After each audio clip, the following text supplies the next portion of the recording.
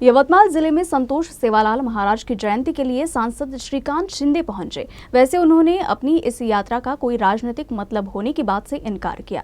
नागपुर में पत्रकारों से बात करते हुए उन्होंने कहा कि राज्य में महायुति सरकार सभी वर्ग के लोगों के विकास के लिए काम कर रही है।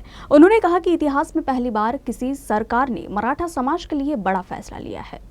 आणि आज जयंती असल्या कारणाने जे आहे ते त्या ठिकाणी आवर्जून दर्शन घेण्यासाठी जे आहे आम्ही सगळे लोक त्या ठिकाणी आलो आहे। आणि मला वाटतं प्रत्येक गोष्टीमध्ये राजकारण आणणं गरजेचं नाही। आपण राजकारणावरती रोज बोलतोय त्या ठिकाणी।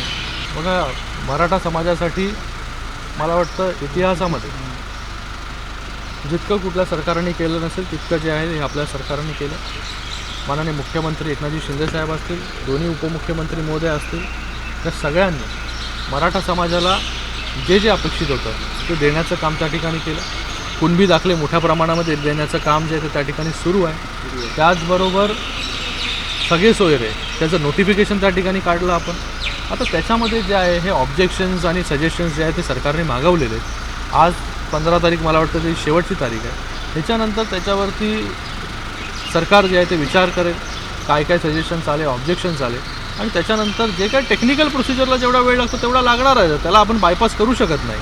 सरकारचं इंटेन्शन जे आहे ते एकदम क्लिअर आहे, प्रामाणिक आहे। माननीय मुख्यमंत्री महोदयांचं इंटेन्शन मराठा समाजाला घेऊन प्रामाणिक आहे। म्हणूनच त्यांनी छत्रपती शिवाजी महाराजांची शपथ जी आहे ती त्या ठिकाणी घेतली आणि त्या शपथेवरती पूर्ण उतरण्याचं काम जे आहे ते शिंदेसाहेबांनी त्या ठिकाणी केलं।